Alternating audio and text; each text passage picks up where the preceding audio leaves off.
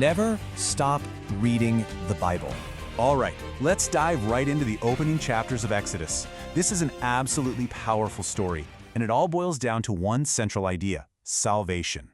We're talking about the incredible account of how an entire nation, trapped in slavery, gets set on this impossible path to freedom. And that's really the question that kicks this whole thing off, isn't it? It perfectly frames the narrative we're about to explore, where the odds are just completely stacked against them, and, survival itself seems like a miracle. So let's set the scene for Chapter 1. We're picking things up generations after the story in Genesis. Jacob's family, you'll remember, found a safe haven in Egypt. But that safe haven, well, it's about to become a prison. Okay, so here's the crazy irony at the heart of this chapter. The Israelites were blessed, right? Their population exploded. They became, as the text says, exceedingly mighty. But instead of giving them security, their strength actually sparked fear in the Egyptians. And that fear, it just completely curdles into this brutal oppression that plunges them into absolute misery and slavery. But, and this is so important, even in all that darkness, we see the first little glimmers of rescue.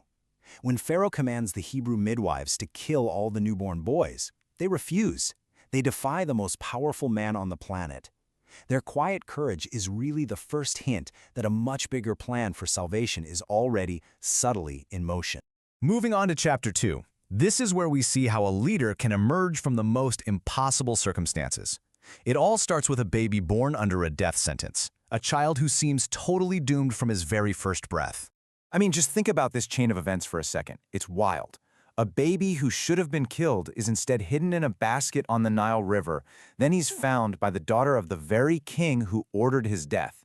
And to top it all off, he's raised inside the enemy's palace. This is so much more than luck. You can see this as divine providence, putting him in the perfect spot to get the education and skills of a future leader.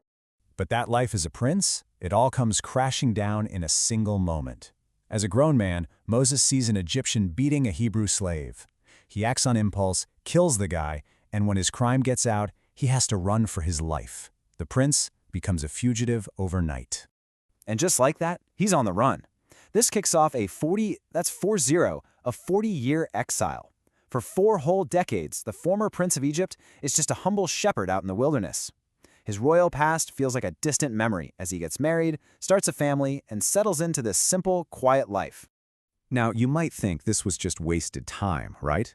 But it was anything but. This period was a profound transformation.